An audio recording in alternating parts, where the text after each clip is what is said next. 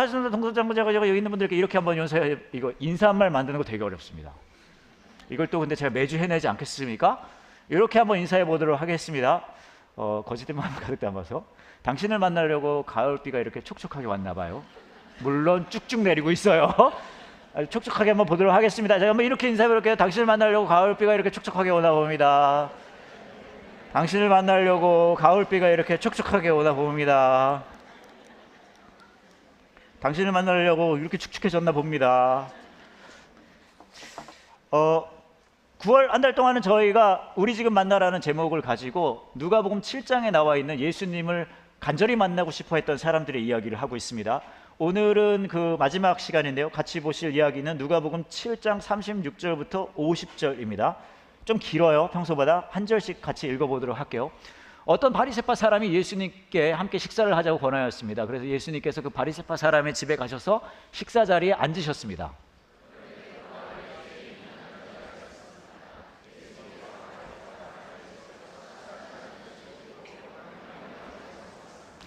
그는 예수님의 뒤쪽으로 가서 예수님의 발 곁에 서서 울며 눈물로 그의 발을 씻겼습니다. 그리고 자신의 머리카락으로 발을 닦고 입을 맞추고 향유를 부었습니다.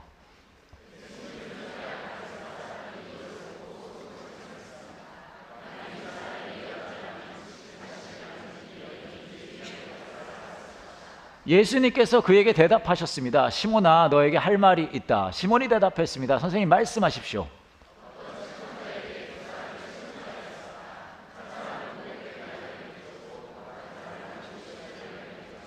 이 두 사람이 다 빚을 갚을 수 없어서 채권자가 모두 빚을 없던 것으로 해주었다. 그러면 둘 중에 누가 더 채권자를 고맙게 여기겠느냐?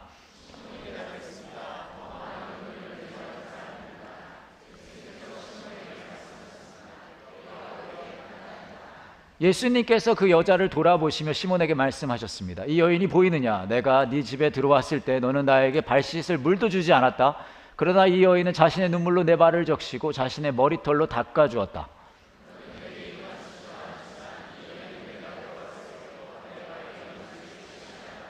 너는 내 머리에 기름도 붓지 않았지만 이 여인은 향유를 내 발에 부었다.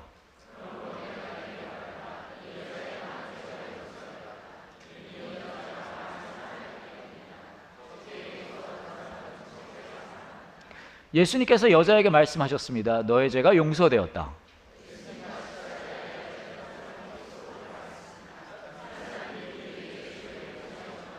Everybody! 예수님께서 그 여자에게 말씀하셨습니다. 너의 믿음이 너를 구원하였다. 평안히 가거라. 여러분 쇼핑 좋아하세요? 쇼핑 꽤 계시네요. 저는 정말 쇼핑을 싫어하거든요. 막 백화점 같은 데 가면 눈이 충혈되고 식은땀이 나고 시간이 멈춘 것 같고 너무너무 힘듭니다.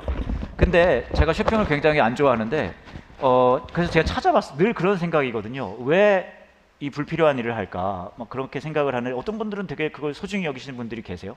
그래서 제가 뭘 찾아봤냐 하면 세상 비싼데 세상 쓸데없어 보이는 같은 물건들이 뭐가 있나? 그런 거를 좀 찾아봤거든요. 그래서 여러분에게 몇 개 보여드릴게요. 여러분 생각해보세요. 내가 이거 살 것 같은가? 한번 생각해보시면 돼요. 자, 첫 번째 보여드릴게요. 다이아를 박은 티백입니다. 2005년도에 제작되었고 영국의 차 회사인 PG 팁스가 창사 75주년을 기념해서 제작했습니다. 가격은 1만 불 정도 되고요. 세계에서 가장 비싼 티백입니다. 영국 보석 회사인 부들스의 장인들이 한 땀 한 땀 손으로 만들었으며 280개의 다이아몬드가 박혀 있습니다. 근데 내부의 차는 일반 차라고 합니다. 맛은 똑같다는 얘기예요. 요거 10,000 불 정도 되고요. 한화로 하면 요거 얼마야? 1,440만 원. 요거 제가 찾아봤을 때 환율이에요. 1,440. 요즘은 좀 환율이 떨어져가지고. 그러고요. 어때요? 구매 의욕이 좀 생기십니까? 다음 거 보여드리겠습니다.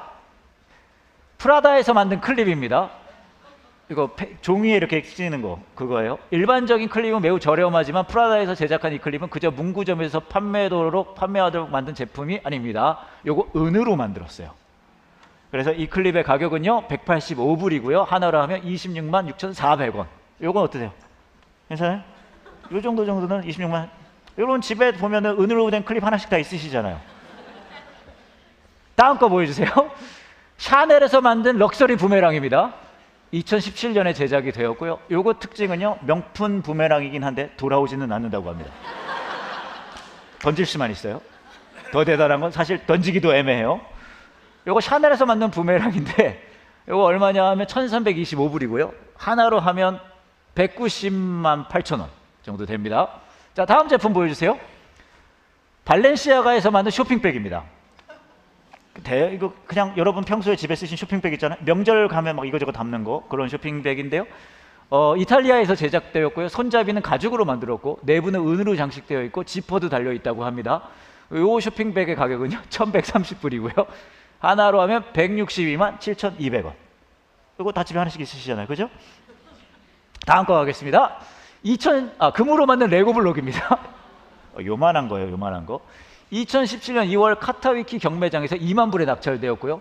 14캐럿 순공으로 만들었고 딱 10개만 제작됐습니다. 레고사의 중요한 협력사 선물용 혹은 25년 이상 근무한 MVP 직원들에게만 특별히 선정해 선물하는 물건입니다.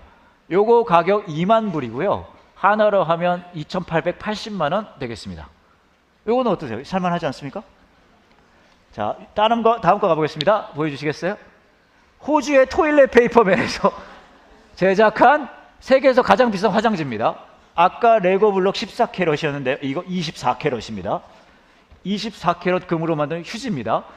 회사의 설명에 의하면 이 휴지를 쓸 때 잘 보세요. 금가루가 바닥으로 흐트러지듯이 뿌려진대요. 당신을 새로운 수준의 고급짐으로 끌어올려 줄 것입니다. 현재 이 황금 휴지의 가격은 일십, 백, 천만 원씩 123만 1575불입입니다. 하나로 하면 여러분 굉장히 계산이 빠르시네요. 17억짜리요. 17억 7,300원 얼마짜리입니다. 요거 어떠세요? 요거는 약간 구매하실 만 하세요? 느껴보고 싶지 않습니까? 여러분 이렇게 한번 닦을 때 금가루가 쫙 흐트러지는 샤랄라랄랄랄랄라 여기까지 하도록 하겠습니다. 근데 제가 이제 쭉 몇 개 좀 보여드렸지만 아마 여러분 마음속에는 저와 같은 마음이 들으셨을 거예요. 이게 그 정도 이럴 일이야? 그런 생각하셨을 거 아닙니까? 그렇죠? 이게 그 정도 가치가 있을 일이야? 그런 생각하셨을 거예요. 아무리 휴지를 쓸 때 금가루가 날린다 하더라도 이렇게까지 할 일은 아니지 않나? 오늘 저와 여러분이 할 이야기가 그 가치에 대한 이야기야. 가치에 대한 이야기. 오늘 저와 여러분이 읽은 이야기를 보면 예수님을 만나러 온 이번 사람은 누구냐 하면 죄인이라고 불리는 여인입니다. 보면은 바리새인 한 명이 저녁 식사 자리를 해서 예수님 오셔가지고 맛있게 밥 먹고 있는데 죄인이라고 불리는, 얼마나 죄인이냐 하면 동네의 죄인으로 유명하신 분이신가 봐요. 여성분이 오셔서 이 예수님한테 막 기름을 해서 막 하고 눈물로 다 한 거예요. 그랬더니 이 바리새인 분들께서 그렇게 말하는 거예요. 예수님이 진짜 예언자라면 이 여인이 얼마나 자격 없는, 가치 없는 사람인지를 알 것이다. 이렇게 얘기를 해요. 그러니까 이 상황이 어떤 상황이냐 하면 예수님 밥 먹고 있는 자리에 온 이 여성이 굉장히 무시당하고 있는 장면입니다. 근데 생각해보면 우리는, 저와 여러분은 이 무시당하는 거 별로 좋아하지 않아요. 그렇죠? 무시당하고 싶지 않아서 열심히 살아요. 나만 무시당하는 거 하다는 게 아니라 내 배우자가 무시당해도 화가 나고요. 자녀들이 무시당하는 것도 싫습니다. 그러니까 이 여성이 당하는 그 대우 자체가 굉장히 불편하고 힘든 상황이라는 거예요. 근데 생각해보면 우리가 무시당하고 환영받지 못하고 그런 경험 우리 할 수 있잖아요. 저도 가끔 하거든요. 몇 년 전에 있었던 일인데 어느 큰 단체에서 하는 청소년 집회가 있었어요. 그래서 거기서 저를 이제 강사로 초대해 주셨습니다. 그래서 갔어요. 가서 이제 그 둘째 날 낮 집회였거든요. 차를 주차를 하고 행사장으로 들어가려고 하는데 행사장 앞에 주최자분들께서, 관계자분들이 알 수 있거든요. 다 단체 티 입고 있어요. 그 다음에 이렇게 네임태그, 이 이름표 목걸이 같은 거 다 메고 있고 여기 스텝이라고 써 있고 그런 분들 두 분이 이제 계셨어요. 그래서 제가 이제 들어가려고 그랬더니 그분들이 저한테 이렇게 말씀하시는 거예요. 왜 이거 등록 목걸이 안 가져왔냐는 거예요. 그래서 제가 목걸이를 가져와야 됩니까? 그랬더니 가져와야 들어갈 수 있다는 거예요. 그래서 제가 목걸이 제가 없는데요. 그랬더니 저한테 이렇게 물어보시더라고요. 등록은 했냐는 거예요. 제가 등록은 참 아직 못했습니다. 그랬더니 어제로 마감이래요. 그래서 등록하지 않으면 이 행사장에 들어갈 수 없다고 하시더라고요. 그래서 들어가야 되잖아요. 그래서 제가 이걸 어떻게 해야 될지 모르겠는 거예요. 이거 뭘 어떻게 해야 될까? 그래서 막 어쩔 줄 몰라 하고 있는데 때마침 이렇게 보니까 이 단체에서 이 행사를 위한 포스터를 만들었거든요. 근데 포스터가 행사장에 잔뜩 붙어 있어요. 수백 장이. 근데 놀라운 건 말입니다. 그 포스터에 제 사진이 들어 있어요. 강사니까 제 사진이 뭐 알아요. 사진과 실물은 괴리감이 좀 있어요. 근데 저만 그래요? 여러분도 그렇잖아요. 그래서 제가 그러면 제가 차마 등록은 제 시간에 못했고 마감이라 너무 죄송하기는 한데 마감 전에 등록 못해서 죄송한데 제가 요 포스터에 제 사진이 있는데 그거 보여드리면 안 되냐. 그랬더니 말도 안 되는 소리 하지 말라는 거예요. 그래서 제가 여기 이거 전데요? 딱 보여줬더니 그때 이분들이 놀라신 거예요. 너무 죄송하다면서 이제 저를 이렇게 들여보내 주셨거든요. 사실 죄송할 일은 아니긴 합니다. 근데 이거는 분명하죠. 제가 그냥 갔을 때 환영받지 못했어요. 강사인데도 불구하고 가서 열심히 했는데 제 느낌이 여전히 그런 느낌이 있는 게 그 이후로 그 단체가 저를 부르지 않아요. 이런 느낌 같은 느낌인 거예요. 환영받지 못하는 그런 느낌. 또 이런 적도 있었어요. 이거 수년 전에 있었던 일인데 어떤 그 장애인 선교단체에서 저를 또 강사로 불러주셨어요. 감사하게. 그래서 이제 예배였는데 예배 딱 하고 설교하고 분위기 좋게 끝나고 나서 점심시간이었거든요. 다 같이 점심 먹는데요. 저보고도 그래서 그 관계자분께서 같이 그러면 식사하고 가시라고. 네 알겠습니다 그랬어요. 근데 저를 맡아주셨던 분이 뭐 해야 된다고 그 식당에 교회였거든요. 교회 식당에 가서 혼자 밥 먹을 수 있냐고 물어보더라고요. 그거 제가 해볼 수 있을 것 같습니다. 그래도 마음이 놓이지 않으셨는지 그렇게 말씀하시는 거예요. 교회 식당에 거길 가면 제 자리가 있대요. 거기에 이렇게 팻말이 붙어 있다는 거예요. 강사 목사님 이렇게 거기 가서 밥 먹으면 된대요. 그거 할 수 있냐 그러더라고요. 해보겠습니다. 갔어요. 갔더니 진짜 딱 붙어 있더라고요. 그래가지고 오케이 거기 가서 밥 먹으면 되겠구나. 가서 이제 앉아서 밥을 먹으려고 기다리고 있는데 제가 보니까 그 교회에 이 단체분은 아니신 것 같고 교회의 식당 담당 권사님이신 것 같아요. 나이가 지긋한 분이 저한테 오시더니 이렇게 말씀을 하시더라고요. 여기 강사 목사님 자리예요 그러시는 거예요.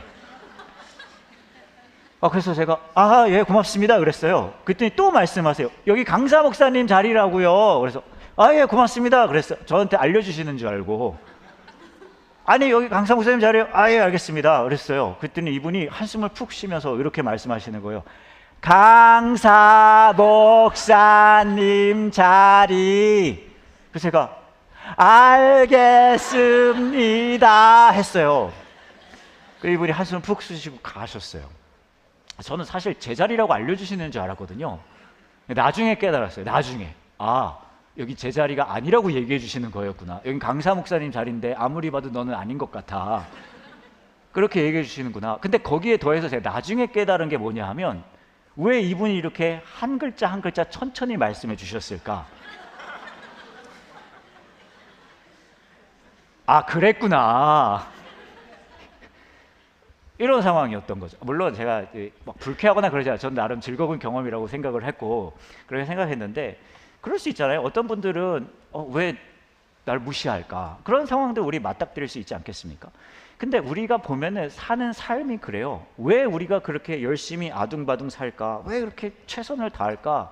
여러 가지 좋은 마음들이 있으실 수 있지만 잘 되돌아보면 우리 마음 깊은 곳에 이런 마음이 있습니다. 무시당하고 싶지 않아요. 내가 무시당하고 싶지 않으니까 열심히 삽니다. 내 자녀가 무시당할까 봐 최선의 준비를 합니다. 내 가정이 무시당할까 봐 또 열심히 삽니다. 아마 여러분 오늘 오신 여러분들 중에 마음이 어렵고 두려움이 있고 불안함이 있고 있다면 잘 이렇게 상황을 보면 그 마음이 깊은 곳에 있어요. 근데 생각해 보면 그럴 만한 상황이 아닐 수도 있거든요. 우리가 이게 끝이 없어요. 제가 그 수년 전에 저희 교회에 오시는 한 분을 만났는데 이분이 저 너무 마음이 힘들어서 그러는데 써니 목사님 제가 좀 제 삶에 대해서 말씀드려도 될까요? 그래서 그래서 이제 얘기를 들었어요. 근데 이분은 무명 배우로 이제 대학로에서 배우 생활을 시작했는데 지금 대학로에서 어느 정도 이제 자리를 잡으셨다는 거예요. 근데 뭐가 그렇게 마음이 어려우세요? 그랬더니 자기랑 같이 데뷔하고 이제 시작했던 그 동료들이 꽤 많이 유명 배우가 됐다는 거예요. 그래서 막 예를 들면 막 송강호 씨,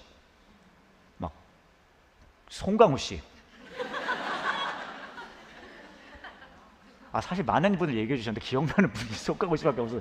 송강호 씨. 근데 이분이 뭐가 마음이 어렵냐 하면 본인은 대학로에서만 머물고 있는 게 마음이 무너지고 너무 힘들다는 거예요. 그래서 너무 힘들다고 그래서 막 우시면서 말씀을 하세요. 그래서 제가 막 위로해드리고 막 기도해드리고 했단 말이에요. 그걸 다 하고 나서 제가 또 이렇게 말씀을 드렸어요. 근데 선생님 마음이 어려운 건 알겠는데 아무것도 없는 곳에서 시작해서 대학 내에서 이 정도 활동하면 꽤 많이 잘 된 거 아닌가요? 그랬더니 이분이 그러시는 거예요. 그건 맞대요.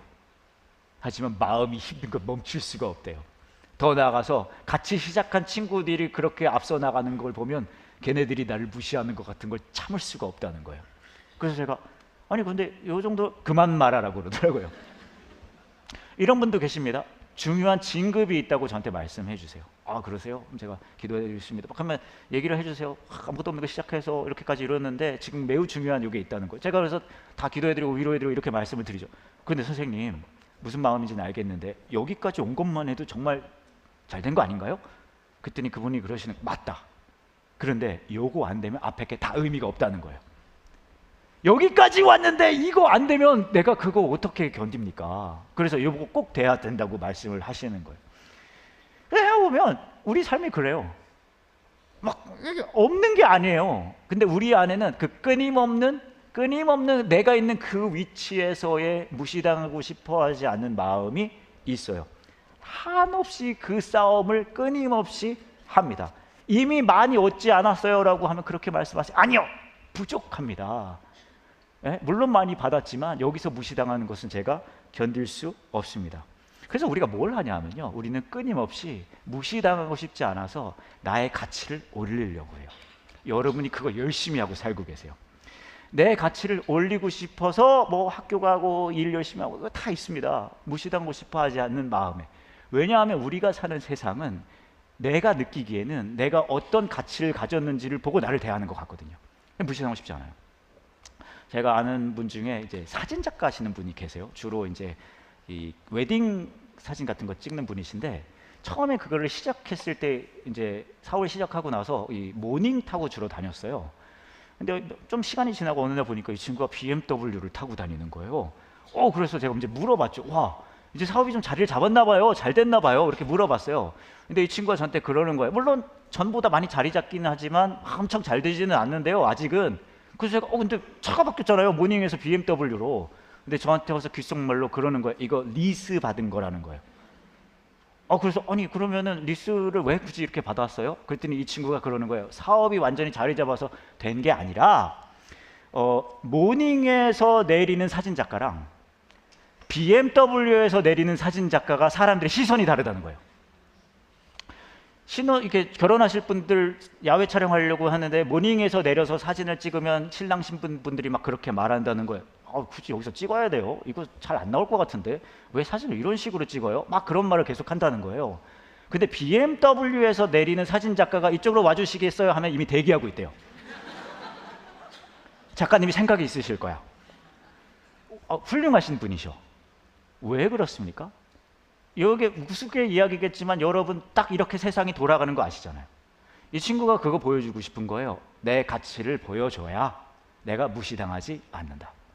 오늘 이야기를 보면 세상의 눈으로 그 마을에서의 평판으로 모두가 보기에 그러는 거야. 예언자시라면 이 여자가 얼마나 가치 없는 여자인지 아실 거다. 왜냐하면 우리는 다 이 여자가 가치 없는 거 알고 있거든요.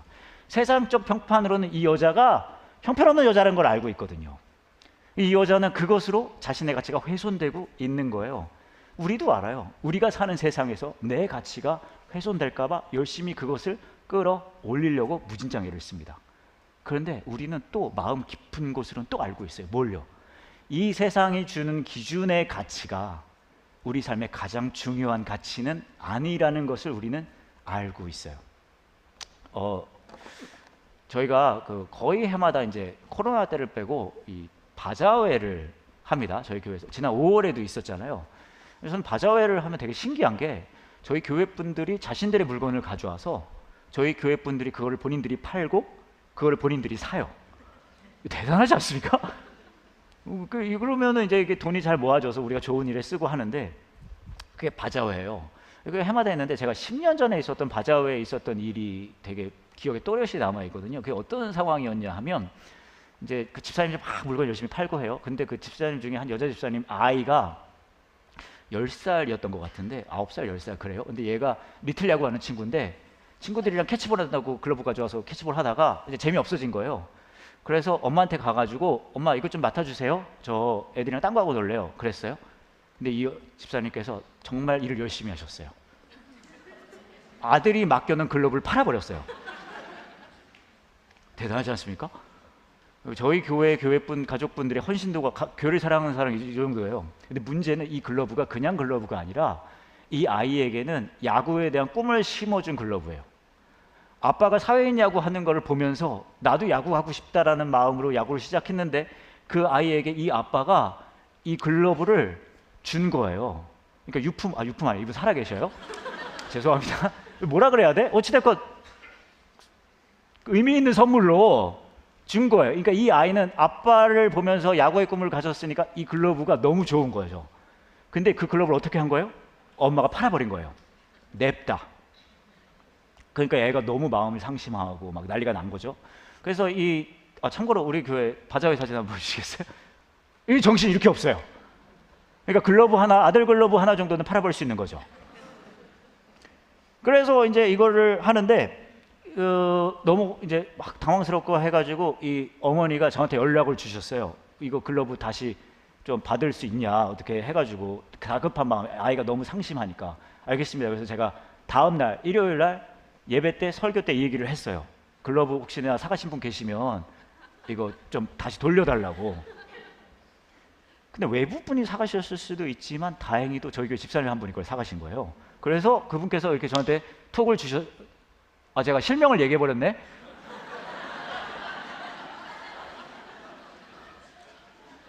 죄송합니다, 고규철 집사님. 고규철 집사님께서 사가셔서 목사님 고규철 집사님 이 글러브 목사님 고규철 집사님입니다. 이 글러브 맞나요? 보여주셔서 제가 와우 이거 맞대요. 쭈로 엄마가 전화 드릴 거예요를 제가 흥분해서 드린 거예요 이러고 있어요. 그래서 이제 연락 드리고 가서 찾았으면 이분이 사가신 분이고요.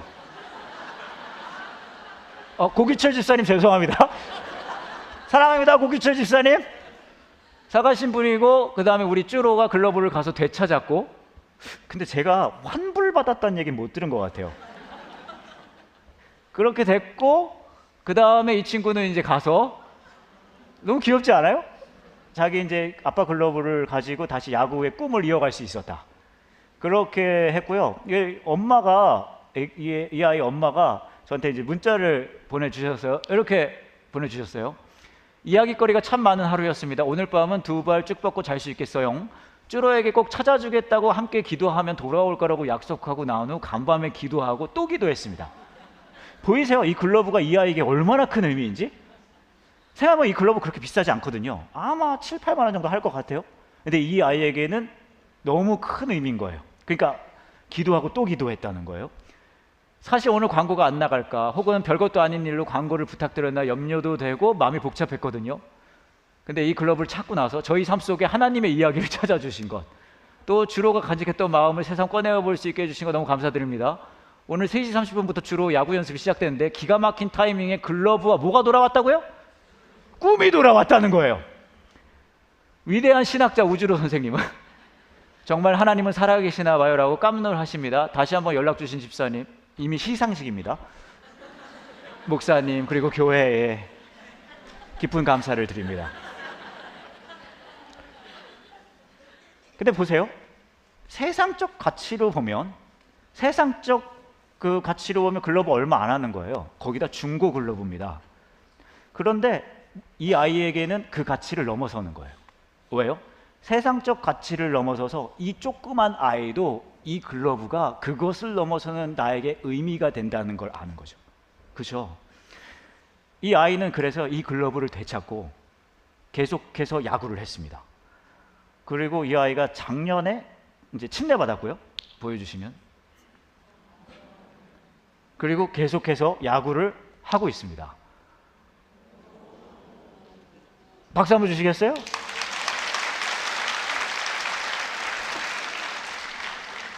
왜요? 글러브를 되찾았기 때문에. 그때 엄마가 자신의 꿈을 냅다 팔아버렸는데 그 글러브를 되찾은 게 그 의미가 돼서 여기까지 왔다는 거예요. 제가 이 말씀을 왜 드리냐면 우리 삶이 그래요. 우리는 끊임없이 세상이 보는 그 기준의 가치를 신경 씁니다. 그것 때문에 무시당하는 것 같아요. 우리 집의 경제 상황이나 우리 집 아파트 평수나 내가 모는 차나 내 커리어의 위치나 내 아이가 어느 학교를 갔나나 수많은 것들로 저와 여러분은 끊임없이 내 가치를 높이려고 해요. 혹시나 무시당할까 봐. 그러면서도 우리 마음 깊은 곳에는 알고 있어요. 뭘요? 이 세상적 가치가 진짜 가치가 아니라는 걸. 10살짜리도 알아요. 그런 저와 여러분에게 예수님은 뭐라고 하시냐 하면, 너가 비록 세상적 가치로 무시당하고 너의 가치가 훼손된다 하더라도 나는 너를 그렇게 생각하지 않는다고 말씀하십니다. 이 죄인이라고 불리는 여성이 와가지고요, 무시당하고 있을 때 예수님은 뭐라고 하십니까? 아닌데? 얘는 귀한데? 왜? 이 여자는 나를 귀히 여겼어. 그렇기 때문에 너희들이 아무리 너희들의 기준으로 이 여성을 가치 없다 하더라도 이 여성은 너무나 가치 있는 존재야라고 말씀하세요. 크리스천의 삶은 뭐냐 하면, 우리 마음 깊은 곳에서는 내 가치를 높이는 것을 예수님께서 기도를 들어주시기를 원해요. 그렇게 기도하세요. 그리고 그렇게 이루어졌으면 좋겠습니다. 그렇게 이루어질지어다. 아멘. 하지만 그것과 상관없이 이 세상에 나를 보는 가치가 훼손되고 나는 무시당할까 봐 아둥바둥 산다 하더라도, 어쩌면 오늘 오신 분들 중에 그것 때문에 마음이 상하고 힘들고 두려워하고 불안하신 분들이 있다 하더라도, 그것을 넘어서서 예수님께서 나를 온전히 가치 있게 여기셨다는 것을 실감하는 사람들이라는 거죠. 근데 그걸 어떻게 실감합니까? 그거 쉽지 않잖아요. 벌써 여러분들이 눈빛에 의심이 가득해요. 어떻게 믿으라고요? 저는 이제 중학교를 마치고 온 가족이 미국으로 이민을 갔어요. 그래서 이민 생활이 시작이 됐거든요. 근데 가 보니까 뭐 여러 가지 새로운 경험이 있었지만 이런 게 있었습니다. 미국은 이 이발소나 미장원에 가는 게 가격이 되게 비싸요. 그래서 거기 갔더니 거기 사시는 한인 분들이 뭘 하시냐면, 아이들의 머리를 부모님이 직접 잘라주시더라고요. 그래서 이제 워낙 비싸니까 저희 어머니가 거기에 큰 영감을 받으셔서 저희와 상의 없이 두 아들, 저랑 동생 둘이 있는데 내가 아들들의 머리를 직접 잘라줘야 되겠다는 큰 결심을 하신 거예요. 그래서 저랑 저희 동생을 불러서 이제 도구 몇 개 사가지고 이발을 해주시겠다는 거예요. 그래서 저는 이해할 수가 없는 게, 왜 꼭 이런 일이 있을 때 장남이 먼저 해야 되는지 모르겠어요. 아니, 먼저 태어났다고 꼭 모든 걸 먼저 해야 될 필요는 없잖아요. 근데 너무나 당연하게 저를 먼저 앉혀놓으십니다. 보자기 두르고요, 머리를 깎기 시작했어요. 그래서 저는 이 또한 지나가리라고 생각을 했거든요. 근데 어머니가 머리를 자르기 시작했는데 장장 3시간을 자르십니다. 3시간, 저 비행기 탄 줄 알았어요. 근데 이쪽을 막 만지작만지작 윙윙 하더니 막 이래요. 그럼 또 이쪽으로 갑니다. 또 이쪽을 막 윙윙 하더니 또 이래요. 어머니의 표정을 보면 볼수록 제 마음이 무너져 갑니다. 또 이쪽으로 와서 윙윙 하더니 이렇게 막 여리고송을 돌듯이 7바퀴를 돌으시고, 그러고 전 무너졌어요. 근데 저는 무슨 상황인지 알 수가 없어요. 왜냐하면 이민 간 지 얼마 안 돼서 거울이 없어요. 저는 저를 볼 수 없는데 어머니는 이걸 3시간을 막 꼼지락꼼지락 지락펴락을 하고, 저는 땀범벅이 되고 어머니도 땀범벅이 되고, 그걸 다 한 거예요. 그래서 3시간을 다 견디고 나서 어머니가 이렇게 한참 보시더니 저한테 정말 제 마음에 상처가 되고 마음이 무너지는 3글자 말을 주셨어요. 이렇게 말씀하시더라고요. 5불짜리를 지폐를 주시면서, 모자 사.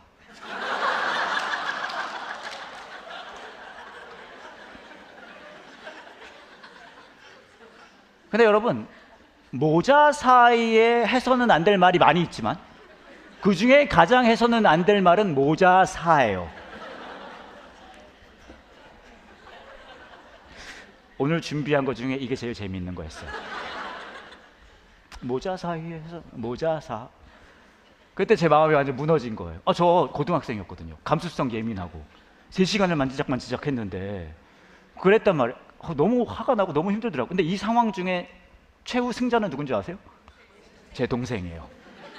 저희 어머니가 꼼지락꼼지락 3시간 하더니 5불짜리 주고 모자 사 하더니 제 동생한테 이렇게 말하는 거예요. 야, 제 동생이 정이거든요. 정이야, 안 되겠다. 너는 미장원 가자. 걔는 그렇게 구원을 얻었어요. 근데 제가 얼마나 제 머리가 어렵고 형편없는지를 제가 보여드리고 싶은데 그때 사진을 남기진 않았습니다. 왜냐하면 제 마음이 무너졌거든요. 근데 그 이후 수년이 지나고 나서 그 정도까지는 최악은 아니었지만 가장 비슷하게 제 머리가 된 적이 있었어요. 어느 이발소를 갔는데 선생님께서 제 머리를 그때 생각나게 잘라주신 적이 있거든요. 느낌만 보시라고. 완전 똑같지는 않아요. 이게 좀 나은 편이기는 한데 그때 어떤 느낌인지 제가 보여드리려고 그때 사진을 요 이후에 찍은 거긴 하지만 느낌만 보시라고 준비했습니다. 요런 머리였어요.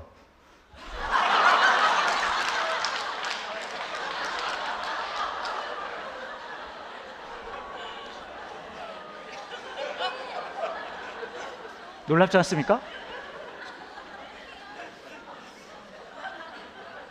이게 그냥 남편이에요. 전문가의 솜씨거든요. 여러분 생각하 이게 전문가라고? 저희 어머니는 그때 어떻게 했냐면 사실 앞머리가 문제예요. 근데 이걸로 돌리셨어요. 근데 예쁘게 돌린 것도 아니고 막 삐뚤빼뚤하게 그렇게 돌리시고 모자 사라고 해주신 거죠.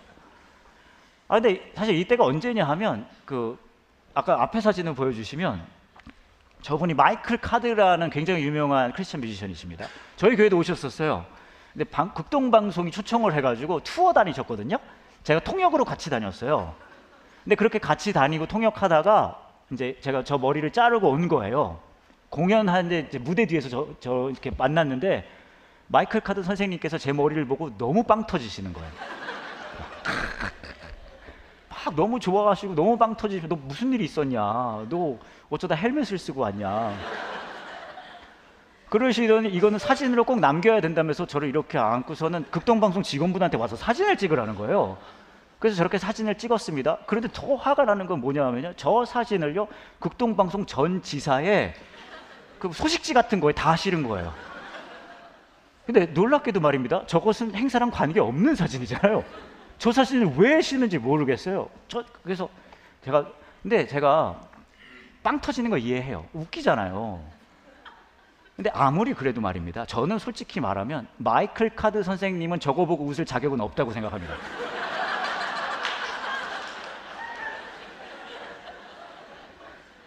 저분은 웃으면 안 돼요. 이거 마치 저는 사업하다 망했는데 사업할 미천도 없는 분이 너는 사업하다 망했구나 이거 안 되잖아요. 틈새로 들어간 자영업 조크였습니다. 그래서 마음이 너무 힘들고 어려웠어요. 다시 한번 다시 보자면 좀 확대해서 알아요. 힘들 수 있어요, 여러분. 딱 보여드릴게요.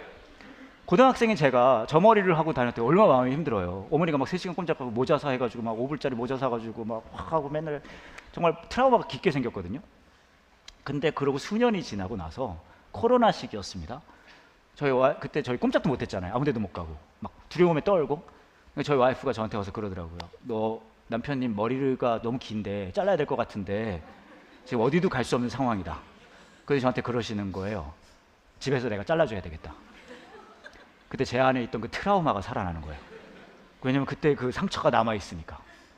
근데 저희 아내분께서 명령을 하시면 따라야 되거든요. 선택의 여지가 없어요. 앉아있고 보자기를 두른 다음에 머리를 하는데 이제 저는 각오를 했죠. 또 하나의 트라우마가 생기겠다. 나의 목회 생활은 여기까지다. 3시간 또 자르겠구나. 근데 놀랍게도요 30분도 안 돼서 끝났어요.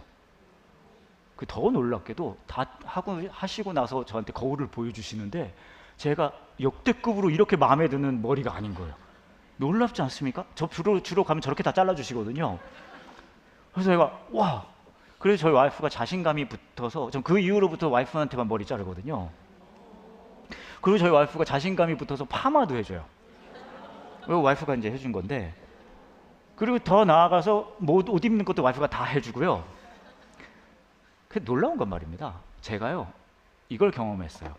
제 그때 어머니가 해주셨을 때의 그 처참히 나에 무너졌던 그 트라우마 있잖아요. 와이프가 이렇게 해주니까 그 트라우마가 치유되는 거예요. 왜 그런지 아십니까? 나의 온전치 못함을 실감했던 내가 그분의 온전케 하심을 실감하니 내 마음속에 뭐가 생겼냐 하면 그 선하신 분을 믿을 수 있게 된다는 거예요. 이걸 저희 업계에선 은혜라고 합니다. 세상이 주는 시선에, 세상이 주는 가치를 끌어올리려고 애씁니다. 무시당하고 싶지 않아요. 내 아이도 무시당하고 싶지 않아요. 그거 잘 안 되고 그거 안 되면 걱정돼요. 그래서 아둥바둥 삽니다. 여러분 그렇게 살아요. 예수님이 그러시는 거예요. 근데 그 가치로 너의 가치가 올라가는 거 아닌데? 그럼 우린 말해요. 못 믿겠어요? 그럼 그러시는 거죠. 내가 너를 온전케 하지 않았어? 너의 가치를 진짜 회복시키는 건 세상에 보는 그 기준이 아니라, 너의 커리어가 아니라, 사람들의 시선이 아니라, 너가 좋은 아빠 되고 좋은 엄마 되고 너가 괜찮은 자녀가 되는 게 아니라 내가 너를 온전케 하는 거 아니었어? 라고 말씀하시는 거예요. 오늘 이야기를 보면 그렇게 말해요. 시몬아, 500데나리온 빚진 자가 있고 50데나리온 빚진 자가 있다. 근데 누가 그 빚을 탕감해 주면 누가 더 그것을 감사해 하겠니? 더 많이 빚진 자입니다. 무슨 말입니까? 그 진짜의 온전함을 언제 누리냐 하면 은혜를 실감할 때라는 거예요. 그래서 저와 여러분이 마음이 무너지고 힘들 때, 세상에서 무시당하는 것 같으면서 내 가치가 정말로 훼손됐다고 느낄 때 우린 다시 어디로 돌아옵니까? 그 은혜로 돌아오는 거예요. 예수님, 저는 마음이 무너지고 힘들고 내 가치가 훼손된 것 같지만, 나는 좋은 엄마 같지도 않고 좋은 아빠 같지도 않고 내 커리어에서 무너지는 것 같고 앞으로도 별로 가망이 보이진 않지만, 예수님께서 나를 온전케 해주신 분이시라면, 그 은혜가 진짜라면 저 그것만은 놓치고 싶지 않습니다. 믿을 수 있게 도와주세요. 근데 이거 믿기 쉽습니까? 어렵죠. 어려워요. 어떻게 이거 믿을 수 있어요? 아까 제가 우리 쭈로 사진 보여드렸잖아요. 저희 집에 딸이 2명이 있어요. 근데 둘째 이름이 제나인데 걔가 사실 우리 쭈로랑 동갑입니다. 그래서 10년 전에 제가 쭈로 사진을 찾다가 다른 사진을 봤는데, 그 당시에 저희 둘째 제나가, 걔도 한 9살 10살 됐겠죠? 저한테 그려준 그림 사진이 있는 거예요. 그래서 제가 맞다, 이 그림도 그때였지라는 생각이 들었는데, 제가 여러분들에게 이 그림을 보여주고 싶어요. 왜냐하면 여러분들이 평소에 저에 대한 인식을 가지고 있는 걸 좀 바꿔드리고 싶거든요. 딱 생각하시고 이제 보셔야 돼요. 각오하시고. 저희 그때 제 딸 제나가 이런 그림을 그려줬습니다. 요 그림 설명 좀 드릴게요. 보시면은 요거 저예요. 세상 진지한 표정입니다. 보이세요? 눈이 이럽니다. 세상 진지한 표정으로 무언가를 열심히 하고 있습니다. 이렇게, 그죠? 바른 자세로 세상 뭘 열심히 하고 있느냐? 여기 말풍선이 있어요. 말풍선에 뭐라고 써 있습니까? 하나님 어쩌고 저쩌고. 저는 지금 뭘 하고 있는 겁니까? 설교 준비를 하고, 제가 얼마나 열심히 하고 있는지 보이세요? 그죠? 근데 저희 딸 제나가 등장하지는 않지만 저쪽에서 말하고 있어요. 뭐라고 말합니까? 아빠 놀아줘, 아빠 밥 먹어. 하지만 여러분의 목회자인 저는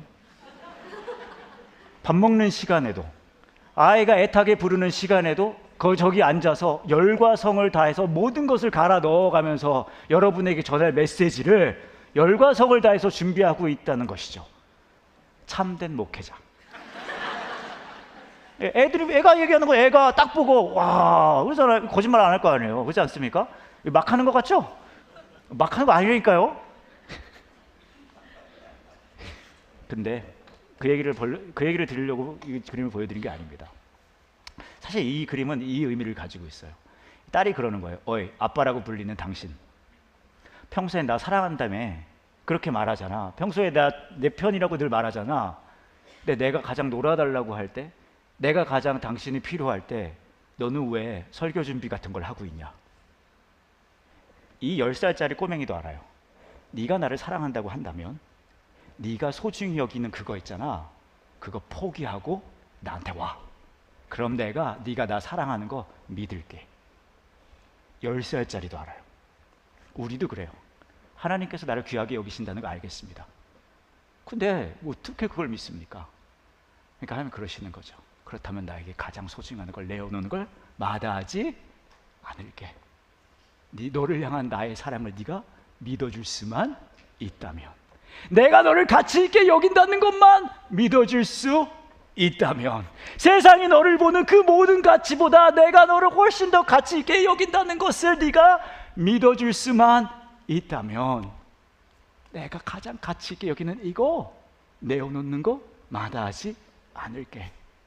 저는 예수님이 나를 가치 있게 여기는 것으로 만족할 수 없어요 하는 우리에게 예수님은 그러시는 거죠. 나는 너면은 만족했어. 그리고 십자가의 자리로 저와 여러분을 다시 부르십니다.